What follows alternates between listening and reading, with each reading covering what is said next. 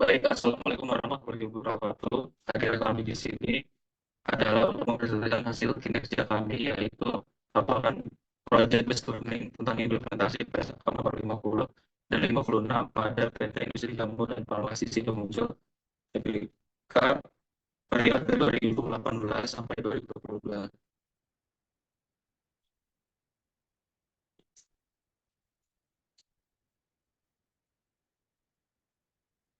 Profil perusahaan PT Sidomuncul, perusahaan Indonesia yang terkemuka dalam jamu tradisional dan produk kesehatan, didirikan oleh RM Sugeng Widodo pada tahun 1963.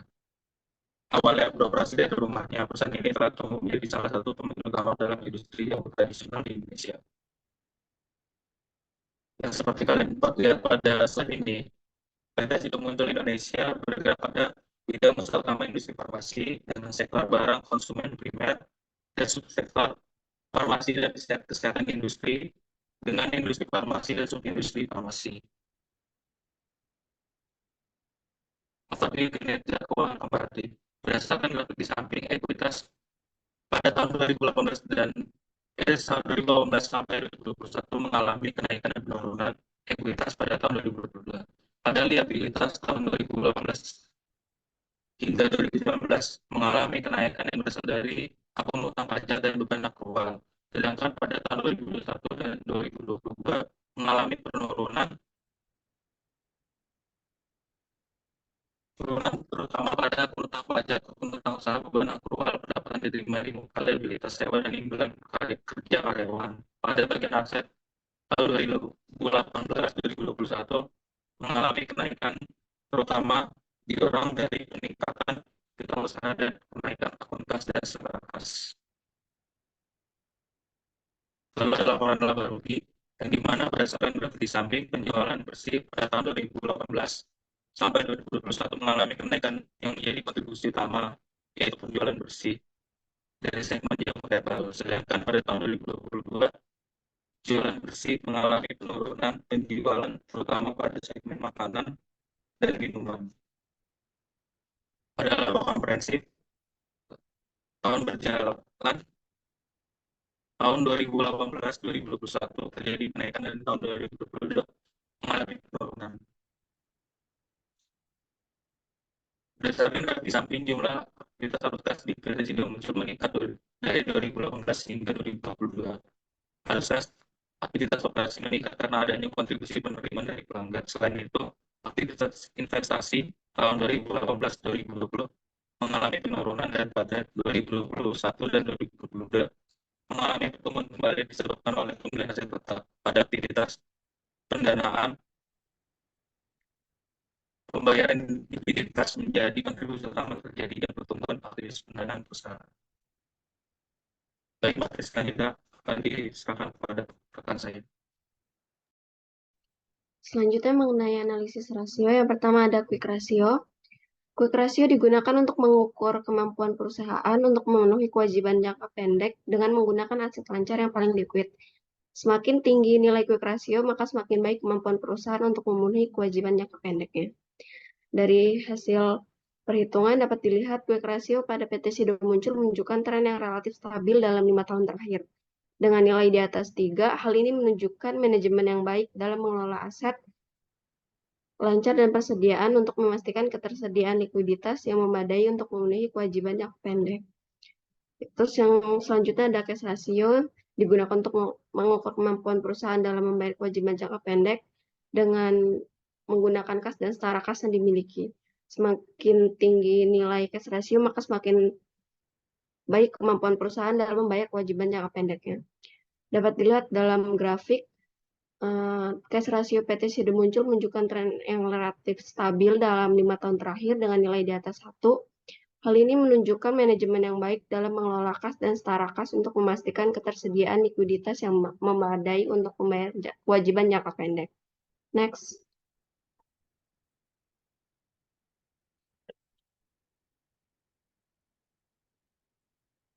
Selanjutnya ada current ratio. Rasio lancar menunjukkan hubungan antara aktiva lancar dan kewajiban lancar. Angka rasio lancar yang lebih besar menunjukkan bahwa perusahaan memiliki kemampuan untuk membayar kewajiban lancar dengan mudah. PT Sido Muncul sendiri memiliki rasio lancar yang cukup tetap selama 5 tahun terakhir, yaitu sekitar 3,77 hingga 4,19. Namun perlu diperhatikan bahwa perusahaan mungkin masih memiliki masalah dalam manajemen keuangan jika rasio lancar terlalu rendah. Next. Selanjutnya ada debt to asset ratio. Rasio utang terhadap aset perusahaan mengalami fluktuasi selama periode 2018 hingga 2022. Rasio tertinggi terjadi pada tahun 2020 yaitu 0,16 dan terendah pada tahun 2018 yaitu 0,13. Secara umum rasio utang terhadap aset perusahaan tergolong rendah yaitu di bawah 0,20. Rasio utang terhadap aset yang umum untuk industri manufaktur adalah antara 0,20 hingga 0,50. Dengan demikian, rasio utang terhadap aset perusahaan tergolong rendah dibandingkan dengan industri manufaktur lainnya. Rasio ini juga menunjukkan bahwa perusahaan memiliki tingkat utang yang rendah dan memiliki cukup aset untuk menutupi utangnya. Peningkatan rasio utang terhadap aset bisa disebabkan oleh beberapa faktor seperti kebutuhan modal kerja untuk mendukung kegiatan operasi perusahaan selama masa pandemi COVID-19. Kemudian ada debt to equity ratio.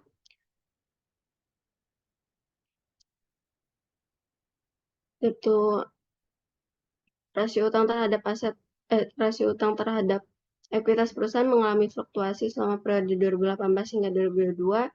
Rasio tertinggi pada tahun 2020 yaitu 19,24% dan terendah pada tahun 2018 sebesar 15,08%. Peningkatan rasio ini bisa disebabkan oleh beberapa faktor seperti kebutuhan modal kerja untuk mendukung kegiatan operasional perusahaan selama masa pandemi COVID-19. Next.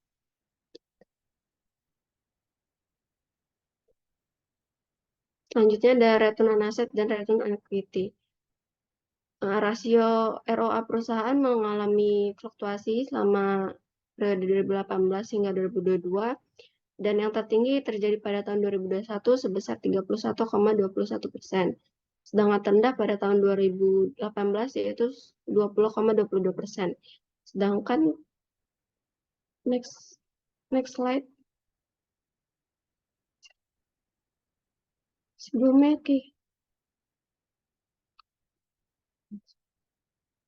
sedangkan pada return on equity pada tahun tertingginya pada tahun 2021 sebesar 36,41 dan terendah pada tahun 2018 sebesar 23,25. Secara umum rasio ROA dan ROE menunjukkan bahwa perusahaan mampu menghasilkan laba yang cukup besar dari ekuitas dan aset yang dimilikinya. Peningkatan return on asset dan return on equity dapat disebabkan oleh beberapa faktor seperti meningkatnya penjualan dan efisiensi biaya. Next.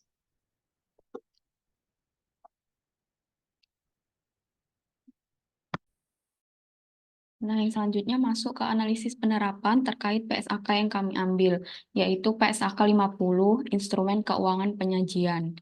Next. Langsung aja kita masuk ke penyajian liabilitas dan ekuitas. Pada saat pengakuan awal, PT Sido Muncul Tbk mengklasifikasikan instrumen keuangan sebagai aset keuangan dan liabilitas keuangan. Aset keuangan tersebut diukur pada nilai wajar, ditambah dengan biaya transaksi yang dapat diatribusikan secara langsung, kecuali dalam hal aset keuangan diukur pada nilai wajar melalui laba rugi. Liabilitas keuangan PT Sido Muncul Tbk pada pengakuan awal diklasifikasikan sebagai liabilitas yang diukur pada nilai wajar melalui laba rugi. Next.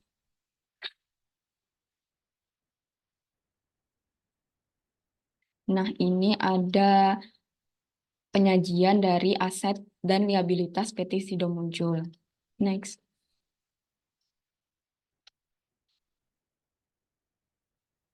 Kemudian ada instrumen keuangan majemuk. Instrumen keuangan majemuk adalah instrumen keuangan yang memiliki komponen liabilitas dan ekuitas sekaligus.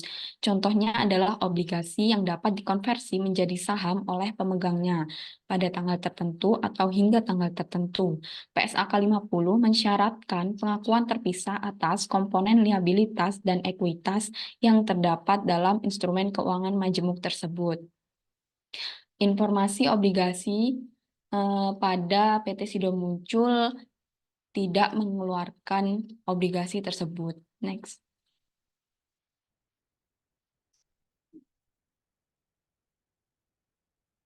Sebelumnya,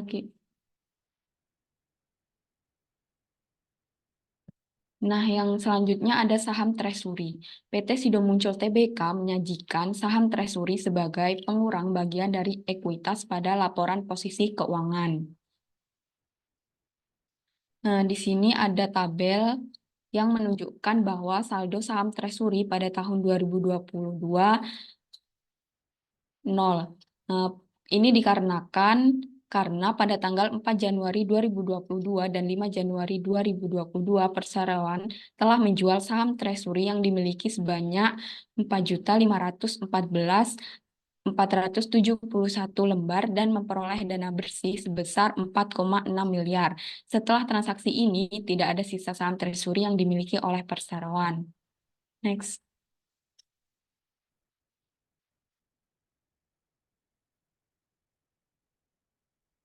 Nah, ini adalah tabel mutasi perolehan saham treasury dari PT Sido Muncul. Next.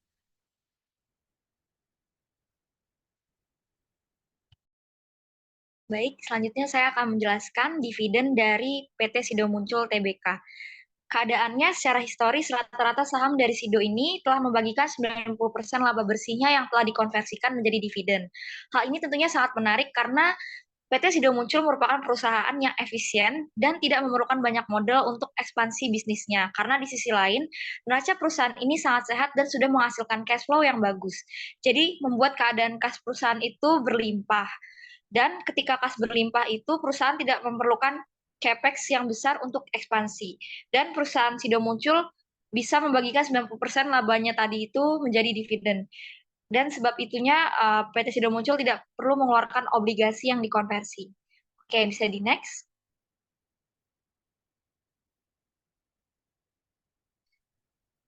Saling hapus dari instrumen keuangan. Seperti yang sudah dijelaskan oleh Rizka tadi, jadi PT Sido Muncul ini telah menerapkan PSAK 50 karena di sini tertera bahwa aset keuangan dan liabilitas keuangan menunjukkan saling hapus dan jumlah netonya telah disajikan di dalam laporan posisi keuangan dengan syarat-syarat yang telah tertera di laporan keuangan. Oke, bisa di next.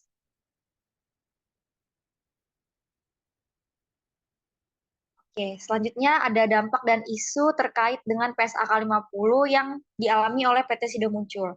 Jadi dampak-dampak internal yang telah mempengaruhi perusahaan terkait analisis dan implementasi terhadap PSAK 50, yakni yang pertama, penggunaan fair value of financial assets dapat meningkatkan konten informasi mengenai masa depan perusahaan. Jadi fair value of financial assets ini telah meningkat setelah PT Sido Muncul menerapkan PSAK 50. Yang kedua, PSAK 50 telah menyebabkan penetapan nilai wajar atas transaksi derivatif keuangan yang menjadi lebih rumit. Namun, relevansi nilai dari derivatif keuangan pada PSAK 50 dan 55 ini telah berhasil meningkatkan transparansi dan informasi derivatif keuangan yang diungkapkan di laporan keuangan dengan menggunakan proxy market value of equity. Yang ketiga, perubahan nilai wajar derivatif yang ditetapkan telah memenuhi kriteria lindung nilai atas arus kas untuk tujuan akuntansi perusahaan dan bagian efektifnya yaitu dapat diakui di pendapatan komprehensif lainnya. Dan seperti yang sudah dijelaskan juga tadi, bahwa PT Sido Muncul ini tidak memiliki obligasi yang bisa dikonversi. Sehingga dampaknya adalah tingkat pengembalian suku bunga akan lebih tinggi dan tidak dapat menguangkan saham pada masa akhir berlakunya obligasi, sehingga tidak dapat diubah menjadi saham. Maka dari itu, PT Sido Muncul harus menggunakan alternatif lain dan memiliki pengendalian internal yang akurat untuk menghemat pengeluaran kas. Oke, bisa di next. Oke, di next lagi. Oke, terkait isu terkait PSAK 50 ini, yaitu liabilitas telah meningkat tajam dari 575,96 miliar ke 1,10 triliun. Peningkatan liabilitas ini terjadi karena adanya lonjakan pada sisi liabilitas jangka pendek berupa utang dividen sebesar 690 miliar.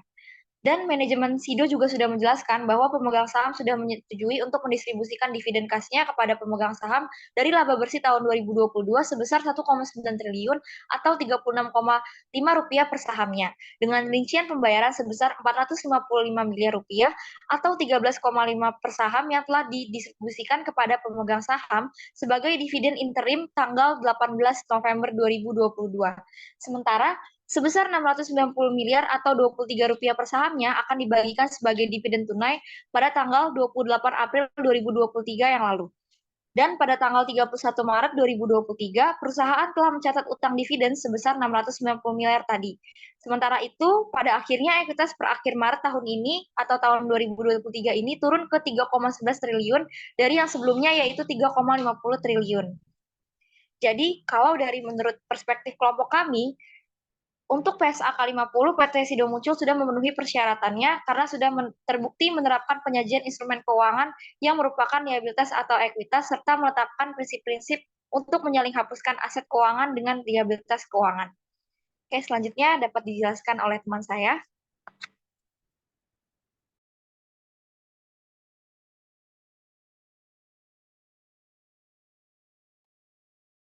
Oke, untuk selanjutnya adalah penjelasan terkait PSAK 56 tentang laba per saham. Boleh di next.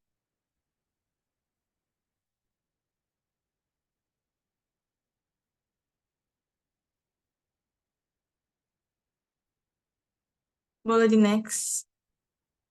Oke, untuk yang pertama adalah pendahuluan. Tujuan PSAK 56 ini adalah untuk menetapkan prinsip penentuan dan penyajian laba per saham, sehingga meningkatkan daya banding kinerja antar entitas yang berbeda pada periode pelaporan yang sama, dan antar periode pelaporan berbeda untuk entitas yang sama. Adapun ruang lingkup PSAK 56 ini adalah emiten atau perusahaan publik yang memiliki saham biasa atau efek berpotensi saham biasa, kecuali perusahaan yang bukan emiten atau perusahaan publik. Boleh di next.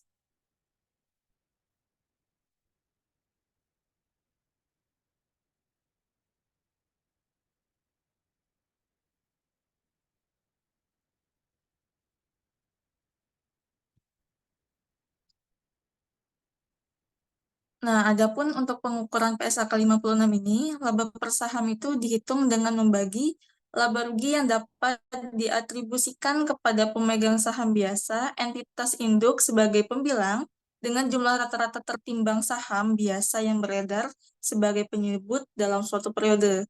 Dan adapun pengungkapan PSAK 56 ini adalah entitas mengungkapkan perhitungan laba per saham dasar dan dilusian, serta rekonsiliasi laba atau rugi yang dapat diatribusikan kepada entitas induk. Instrumen yang berpotensi anti-dilutif di masa depan tidak dimasukkan dalam perhitungan laba per saham dilusian.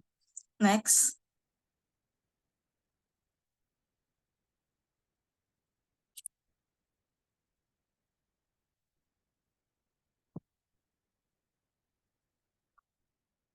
Next. Next lagi.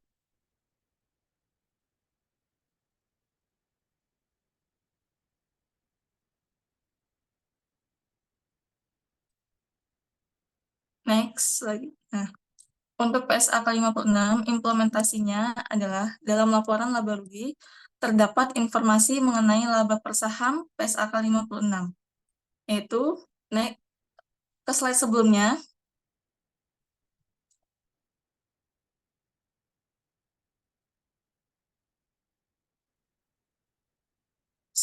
Nah, untuk informasi laba per saham, PT Sido Muncul yaitu tahun 2022 senilai 36.820.000, 2021 laba per saham senilai 42.280.000, untuk tahun 2020 senilai 31.380.000, untuk 2019 senilai 27.130.000, dan untuk tahun 2018 senilai 44.600.000.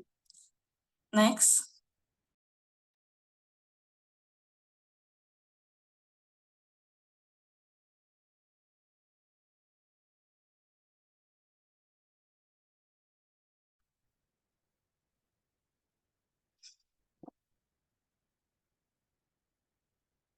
Untuk penerapan PSAK 56, untuk pengukuran, penyajian, dan pengungkapan, laba perusahaan PT Sido Muncul sudah sesuai dengan PSAK 56, yaitu disajikan dalam laba rugi komprehensif. Dan pembagian pengukurannya juga sudah sesuai dengan pengukuran PSAK 56, di mana laba bersih sebagai pembilang dan jumlah saham yang beredar sebagai penyebut, kemudian hasilnya adalah laba per saham periode PT Sido Muncul tahun 2018 hingga 2019. Dan dikarenakan perusahaan tidak mempunyai efek berpotensi saham biasa yang bersifat dilutif pada tahun 2018 hingga 2022, maka laba per saham di Lusian tidak dihitung dan disajikan sebagaimana mestinya. Adapun pengungkapan laba per saham terdapat pada catatan atas laporan keuangan nomor 21. Jadi secara umum, baik pengukuran, penyajian, pengungkapan, PT Sido Muncul sudah sesuai dengan PSAK 56. Next.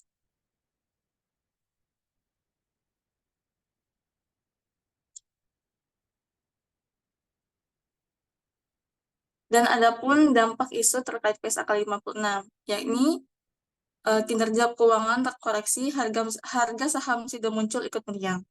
Perseroan menjelaskan, penurunan laba bersih utamanya ditopang oleh penurunan penjualan yang sebanyak 2,5% menjadi 1,61 triliun dari total omset periode yang sama tahun lalu, yakni 165 triliun.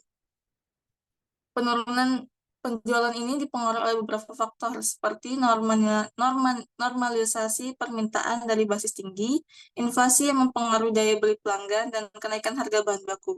Meski demikian, emiten berkode Sido ini optimis tetap menjaga posisi keuangan yang sehat dengan posisi kas yang bersih dan pembayaran dividen di atas 90%.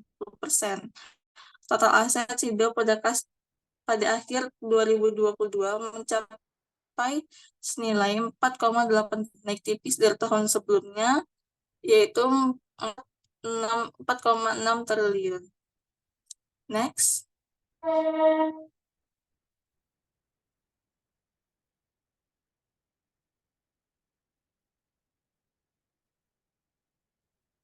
Boleh di next.